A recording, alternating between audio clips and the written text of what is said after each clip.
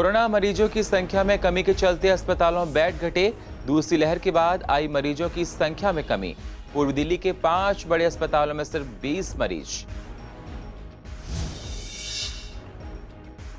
आम जनता की जेब पर मार। पेट्रोल 100 रुपए 56 पैसे प्रति लीटर और डीजल 89 रुपए 62 पैसे प्रति लीटर हुआ महंगा। लोगों की बड़ी परेशानियां।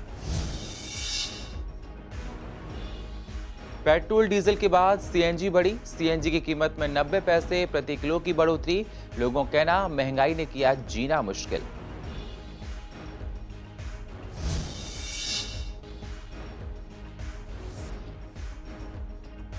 दुकानदारों ने दिल्ली सरकार से समय बढ़ाने की मांग। दुकानदारों का कहना जल्दी दुकानें बंद होने से पड़ रहा है व्यापार पर असर। हमारी भी दिक्कतों पर गौर करे दिल्ली सरकार। और यमुना खादर की झुग्गियों पर चला जीडीए का बुलडोजर। झुग्गियों में रहने वाले परिवार आए सड़कों पर। लोगों का कहना अब हम कहां जाएं, सरकार हम पर भी रहम दिखाए।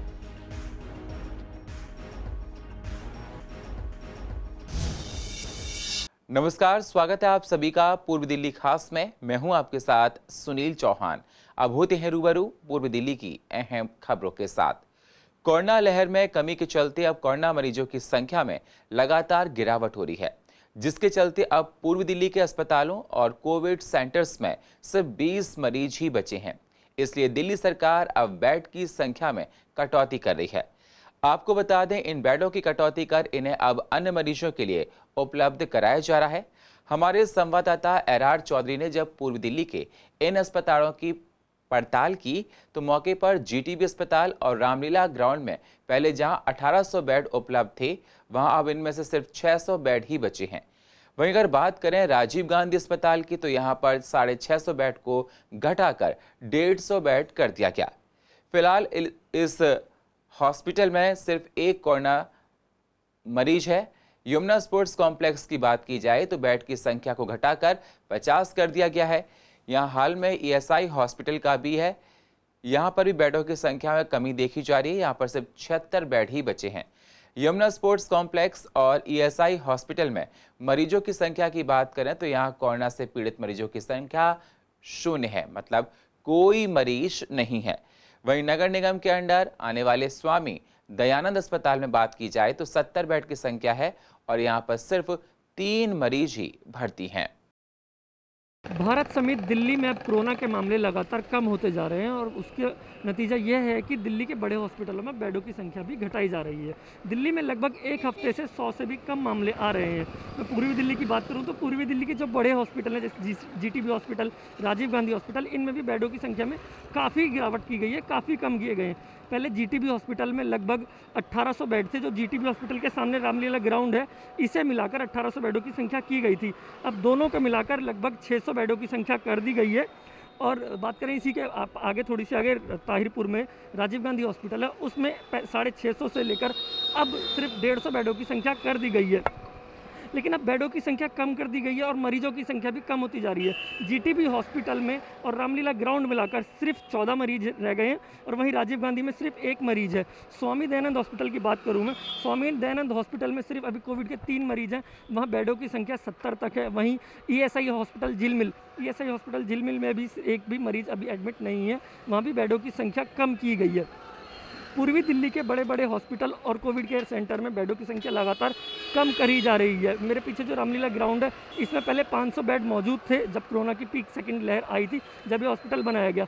अब यहाँ सिर्फ 8 मरीज एक्टिव हैं जो एडमिट हैं और 104 बेड यहाँ खाली हैं। कैमरामैन नवीन के साथ एरआर चौधरी, CCN।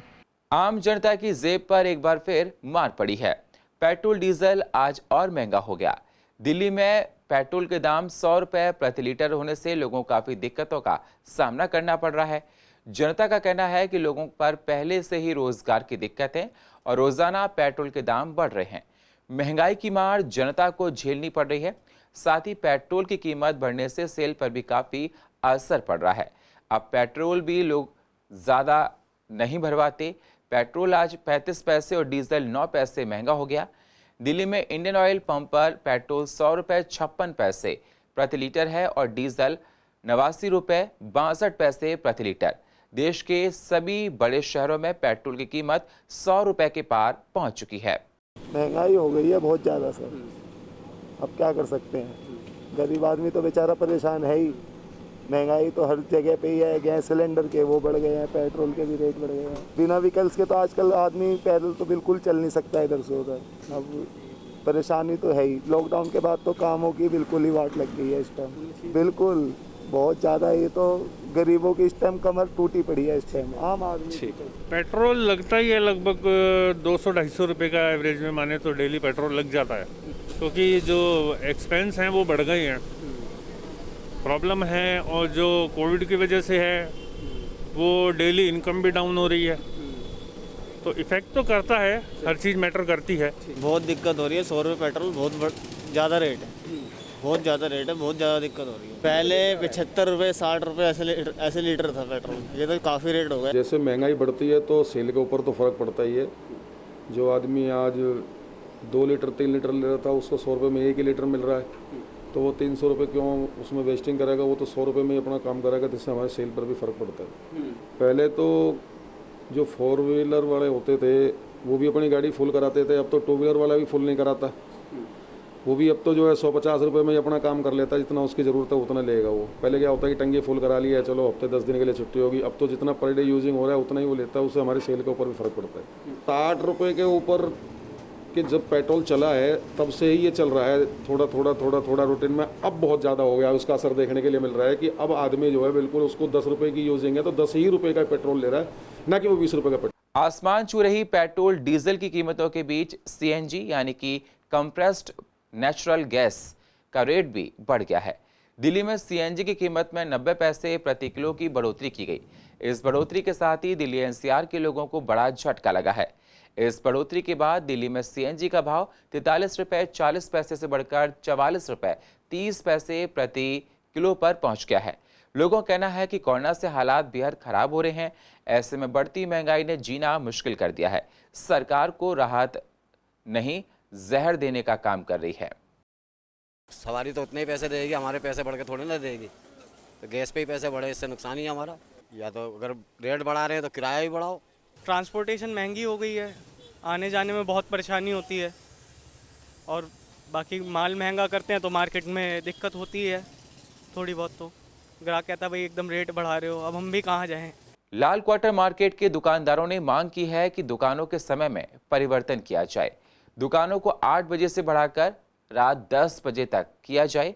दुकानदारों का ये भी कहना है कि गर्मी की वजह से शाम को 6 बजे के बाद ग्राहक मार्केट में आना शुरू होते हैं और 7 बजते ही पुलिस वाले और सिविल डिफेंस वाले दुकानों को बंद करवाने के लिए आने लगते हैं, जिससे हमारी दुकानदारी बिल्कुल भी नहीं हो पा रही है। दुकानें केवल नाम के लिए खुली हैं। दुकानदारों ने दिल्ली सरकार से गुहार लगाई है कि दुकानों के बंद होने का समय और बढ़ाया जाए, जिससे हम लोगों के व्यापार ठीक से चल सके। मेन समस्या हमारी ये हो रही है कि हमारी जो दुकानों का जो समय है वो 8 बजे तक किया हुआ है, हम उससे बहुत परेशान हैं। इस वक्त आप देख सकते हैं इतनी गर्मी हो रही है, और ये महिलाओं की मार्केट है लाल क्वार्टर जो है, महिलाएं 6 बजे से पहले नहीं निकलती हैं, क्योंकि गर्मी, जेंट्स नहीं निकलते, महिलाएं कहाँ से निकलेंगी। 6 बजे वो शॉपिंग के लिए निकलती हैं और 7:30 बजे पुलिस वाले और सिविल डिफेंस वाले मार्केट बंद कराने आ जाते हैं। हम जाए तो जाए कहाँ, हम अपनी गुहार कहाँ लगाएं। हम पहले भी मर रहे थे, पहले हमारी 57 दुकानें बंद रही हैं, आज भी हमारी दुकानें खुली नहीं हैं, हम काम नहीं कर पा रहे हैं। 7:30 बजे सिविल डिफेंस और पुलिस वाले ऐसे भगदड़ मचा देते हैं, यहाँ भगदड़ मच जाती है और सारा अफरा तफरी मर के सब लोग भाग जाते हैं। हम दुकानदारी कैसे करें? इससे बड़े तो हमारी दुकानें बंद कर दो, फिर हम नहीं खोलेंगे दुकानें। हमारी दुकानें परमानेंट खोली जाएँ। जैसे आज एक नई गाइडलाइन निकाली गई, 5% से नीचे दर अगर आएगी, 2% से नीचे अगर दर आएगी तो हम दुकानें सारी प्रॉपर खोल देंगे। तो आज तो 0.25% संक्रमित दर है, जब 0.25% संक्रमित दर है तो हमारी दुकानें पूर्ण रूप से खोली जाए। देखिए सर, ऐसा होता है कि 6 से 8 बजे के बीच के अंदर अचानक से बाज़ार में रश आता है, और उसी टाइम की पिक्चर्स जो हैं वो ज़्यादातर अखबारों में प्रकाशित होती हैं।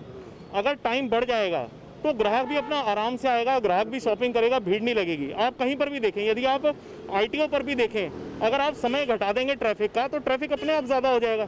अगर आप कहेंगे कि 24 घंटे वहाँ पर आवाजाही है तो ट्रैफिक आराम से आएगा, आराम से जाएगा। इसी तरह बाज़ार का हाल है। 6 बजे धूप जाती है, 6 बजे धूप जाने के बाद कस्टमर बाजार में निकलता है, उसे 8 बजे से पहले शॉपिंग करके वापस जाना होता है। अब उसी समय इकट्ठा जब सारे आ जाते हैं तो भीड़ बढ़ जाती है, और वो हम लोगों के लिए ही एक रिस्क है। यही सब कुछ पहाड़ों में भी हो रहा है। अचानक से लोग वहाँ पर इतनी तादाद में जा रहे हैं छोटे समय के अंदर, क्योंकि बच्चों की छुट्टियां कब खुल जाएं उन्हें पता नहीं है, और जहाँ पर समय की रिस्ट्रिक्शन होती है वहाँ हमेशा नुकसान ही होता है। समय क्या ऐसा है कि जैसे आज भी आपने न्यूज़पेपर में देखा होगा, एक आर्टिकल आया है कि येलो जोन होते ही दोबारा से 10 से 8 कर देंगे, एम्बर होते ही 10 से 6 कर देंगे।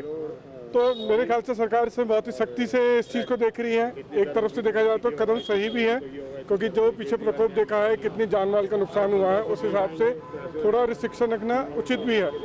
परंतु जिस तरीके से इस समय केस बहुत ही कम है, तो थोड़ी सी रिस्ट्रिक्शन में ढील देनी आवश्यक है। अगर येलो जोन आता है जैसे अनुसार दोबारा से टाइम लिमिट यही की जा सकती है, परंतु जब तक स्थिति सामान्य है तो तब तक सामान्य रूप से ही सब कुछ चलना चाहिए। पूर्व दिल्ली के रमेश पार्क यमुना खादन में शुक्रवार को करीब 300 झुग्गियों पर डीडीए द्वारा बुलडोजर चला दिया गया, जिससे वहां रहने वाले कई परिवार सड़कों पर आ गए। वे छोटे छोटे बच्चों के साथ तपती गर्मी में सड़कों पर रह रहे हैं। उनका कहना है कि अचानक सरकार की तरफ से कुछ लोग आए और सब झुग्गियों को तोड़ गए।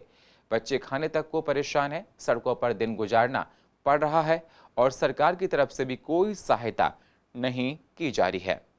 यहाँ खाने कमाने का कुछ सुविधा तो है नहीं, मार मार के यहाँ पर भगा रहे हैं।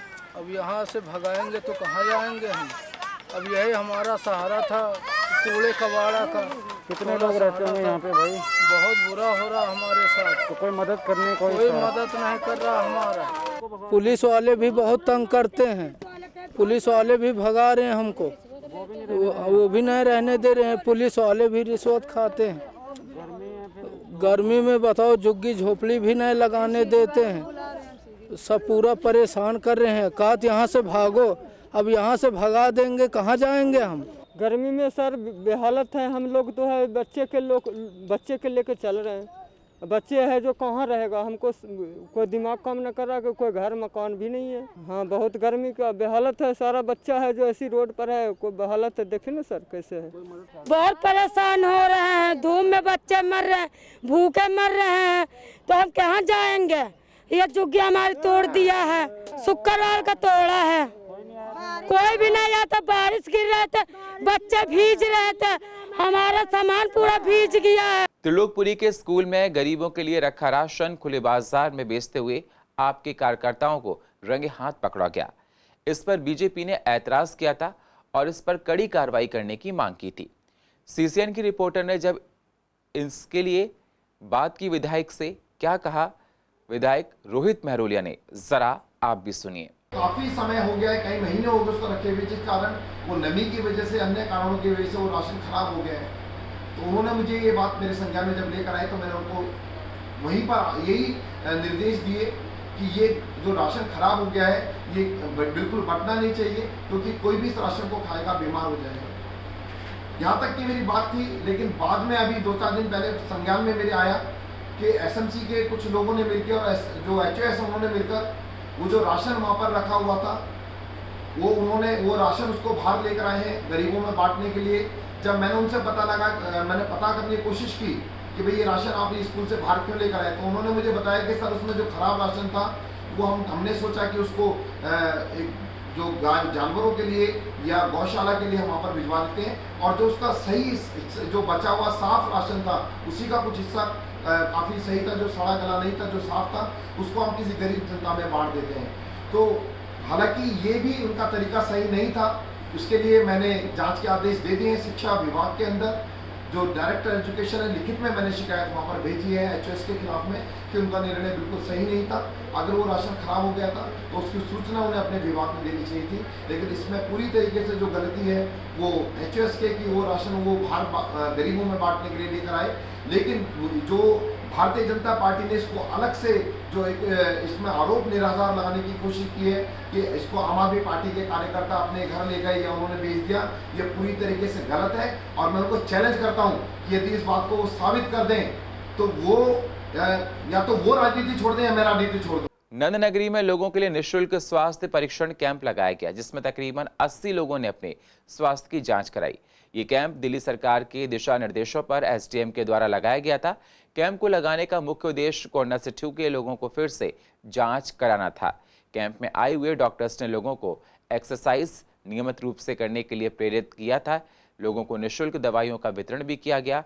कैंप में कोरोना से ठीक हुए और अन्य मरीजों ने ब्लड प्रेशर, शुगर और अपने ऑक्सीजन लेवल की जांच कराई। आपको बता दें, दिल्ली सरकार के आदेश के बाद शहर में जगह जगह एसडीएम के द्वारा हेल्थ कैंप लगाए जा रहे हैं। ये कैंप मेनली कोविड के बाद जो सिम्टम्स आ रहे हैं लोगों के, जैसे कि शुगर की दिक्कत आ रही है, बीपी की दिक्कत आ रही है, तो उनको मतलब उनके मोहल्ले में जाके हम लोगों के उनको पहचानने की कोशिश कर रहे हैं कि क्या क्या दिक्कत आ रही है, और उनके साथ में हम बाकी और भी जनरल पेशेंट भी देख रहे हैं। पोस्ट कोविड मेनली लोगों को शुगर की दिक्कत आ रही है कुछ लोगों को, और ब्रेथलेसनेस तो बहुत लोगों को आ रही है, मतलब उनको सांस लेने में दिक्कत हो रही है। अच्छा, ये बिल्कुल फ्री कैंप है हमारा, और हम यहाँ पे शुगर की जांच कर रहे हैं, बीपी की जांच कर रहे हैं, और बाकी नॉर्मल जो दवाई होती है, बेसिक मेडिसिन्स, वो सब प्रोवाइड कर रहे हैं हम यहाँ पे, और कोरोना की जांच भी चल। सर ये क्या कहते हैं MMU कैंप है, मोबाइल मेडिकल यूनिट, और दिल्ली सरकार की तरफ से लगाया जा रहा है। और ज़्यादातर पेशेंट हमारे बीपी शुगर वाले आ रहे हैं, क्योंकि जिनको कोविड होता है उनको स्टेरॉइड दिया जाता है, और स्टेरॉइड में आपको शुगर बढ़ जाता है, तो ज़्यादातर हमें ये देखने को मिल रहा है। हाँ जी, ऐसे होता है। स्टेरॉइड देने से कुछ उनकी शुगर में दिक्कत आ जाती है कुछ टाइम के लिए, वो ले भी आगे जाके ठीक हो जाते हैं। वो सर देखो, जो इन्फेक्शन होता है वो लंग्स पे होता है, और जब लंग्स में इन्फेक्शन होगा तो थोड़ा बहुत तो फ़र्क पड़ेगा। उसके लिए एक्सरसाइज होती है हमारी, उसके लिए बैलून फुलाना पड़ता है, सुबह शाम 5-5 बार फुलाना पड़ता है, वो एक्सरसाइज करनी पड़ती है कम से कम महीने 2 महीने। देखिए, हमारे पास मेल पेशेंट्स और फीमेल पेशेंट दोनों ही जैसे कम्युनिटी के हैं, तो सारे इक्वली आ रहे हैं। हमारे पास ऐसा कुछ नहीं है कि मेल ज़्यादा है या फीमेल कम है, सारे इक्वली आ रहे हैं कम्युनिटी के पॉपुलेशन के हिसाब से। लेकिन हमारे पास जो मेन प्रॉब्लम लेके सभी आ रहे हैं वो एक तो बीपी शुगर की है ही है, थायराइड के भी काफ़ी पेशेंट्स आ रहे हैं, है ना, और यहाँ के जो छोटी मोटी हेल्थ रिगार्डिंग जो प्रॉब्लम्स रहती हैं कम्युनिटी में, नॉर्मल जो पॉपुलेशन को, वो लेके भी लोग आ रहे हैं। और कई लोगों को जैसे पोस्ट कोविड की जो प्रॉब्लम हो रही है, जैसे वीकनेस रहती है बॉडी में कोविड होने के बाद, तो उसको लेके भी काफ़ी लोग आ रहे हैं। तो हमारे यहाँ से जो भी हम अवेयरनेस उनको दे सकते हैं, पेशेंट को जागरूक रख सकते हैं जिस इन्फॉर्मेशन के थ्रू, वो सब कुछ हम देने की कोशिश करते हैं। कई लोगों को वैक्सीन को लेके भी जैसे बहुत सारे मिथ है उनके उसमें कि बीपी में या शुगर में नहीं लगवाते, ऐसा लोगों का ऐसा मानना है कि बीपी शुगर में नहीं लगवाते। तो हम लोगों को समझाते भी हैं कि वैक्सीन से इन सब चीज़ों का कोई लेना देना नहीं है, लगवानी चाहिए उनको वैक्सीन, है ना। जो भी उनके डाउट्स है पेशेंट के मन में या जो भी उनकी गलत फहमियाँ हैं, हम उनको दूर करने की कोशिश करते हैं, उनको और जागरूक और अवेयरनेस फैलाने की कोशिश करते हैं। यहाँ पे सभी तरह के जो टेस्ट किए जा रहे हैं, शुगर के, बीपी के, थायराइड के, कोविड के, क्योंकि यहाँ हमारी जनता को इतना सब करने के लिए बड़ी मशक्क़त करनी पड़ती है, इसलिए दिल्ली सरकार के माध्यम से ये कैंप लगाया गया है, मुफ्त कैंप। स्थानीय लोगों को कैसे सूचना दी गई कि जो कोविड से रिकवर हुए वो यहाँ आए अपनी जाकर रहे? उन्हें हमने माइक के थ्रू गलियों में जा जाके, सिविल डिफेंस वालों ने, हम लोगों ने, समाज के जितने भी सेविक हैं, इन लोगों ने मिल जाके गलियों में लाउड स्पीकर से उनका प्रचार किया है कि भाई यहाँ कैंप लग रहा है, आप आएँ और इसका सुविधा का लाभ उठाएं। अभी हाल ही में मोदी सरकार की मंत्रिमंडल में विस्तार हुआ है, जिसको लेकर लोग हैरत में भी हैं। डॉक्टर हर्षवर्धन जो कि स्वास्थ्य मंत्री थे, अब उनकी जगह नए मंत्री बन गए हैं। डॉक्टर हर्षवर्धन पूर्व दिल्ली से हैं और उनका कार्यक्षेत्र भी पूर्व दिल्ली है। हर्षवर्धन के इस्तीफे पर हमने पूर्व दिल्ली के बीजेपी, कांग्रेस और आप नेताओं से बात की।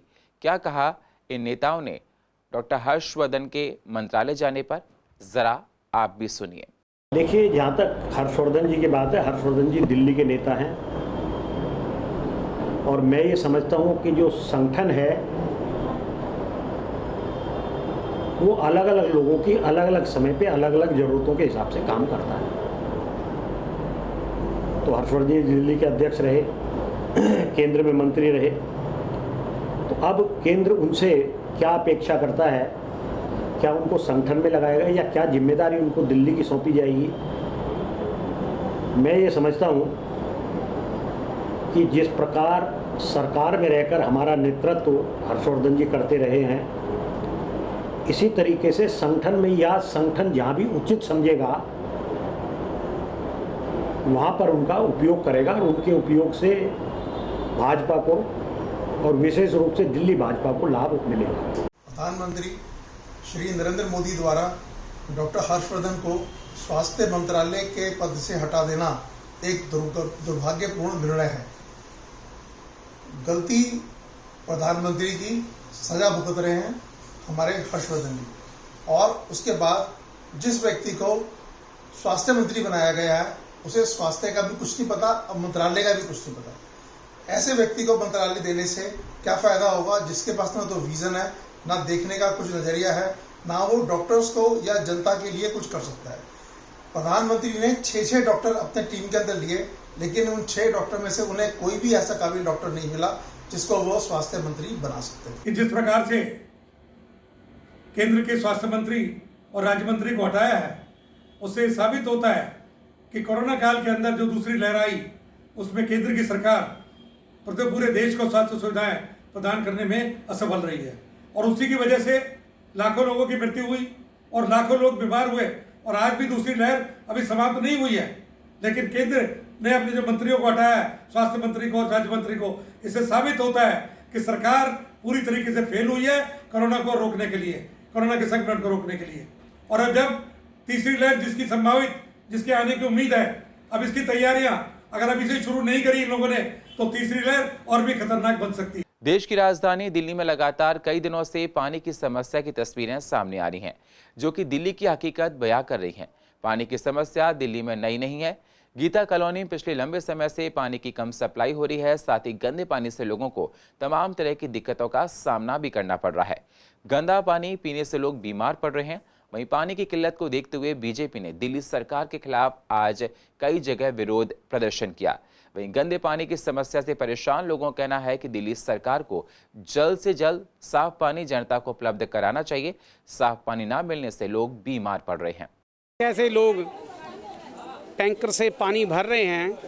पानी हमारा मूलभूत अधिकार है।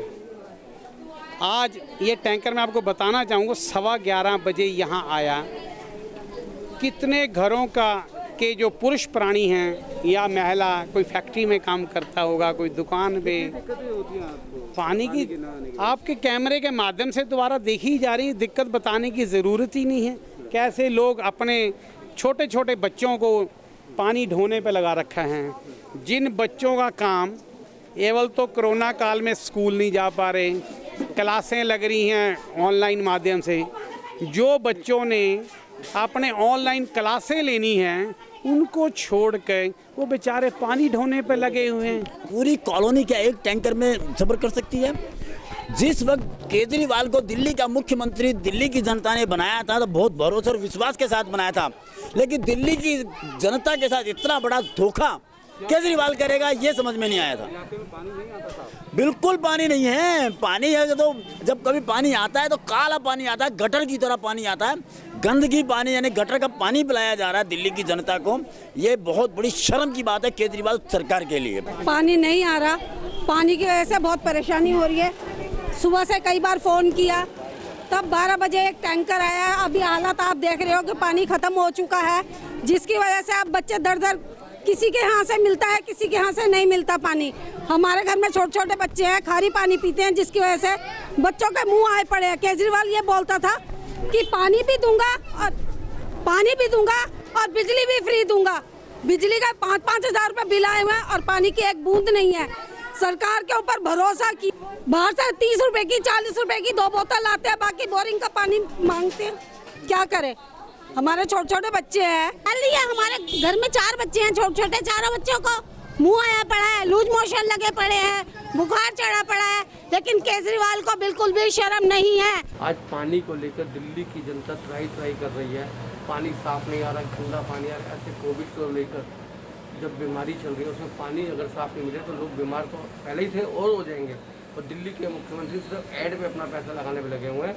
दिल्ली की जनता के साथ एक भद्र व्यवहार कर रहे हैं। इसमें दिल्ली के मुख्यमंत्री को इस्तीफा देना चाहिए और शर्म आनी चाहिए मुख्यमंत्री को। जब पानी के नेतृत्व में चुनाव लड़ा था, आज पानी को भूल कर बैठे हुए हैं दिल्ली के मुख्यमंत्री। दिल्ली सरकार द्वारा जो पानी उपलब्ध कराया जा रहा है, ये पीने का पानी जो ये स्वच्छ पानी नहीं है, ये पीने लायक पानी नहीं है और इससे लगातार बीमारियां बढ़ रही हैं।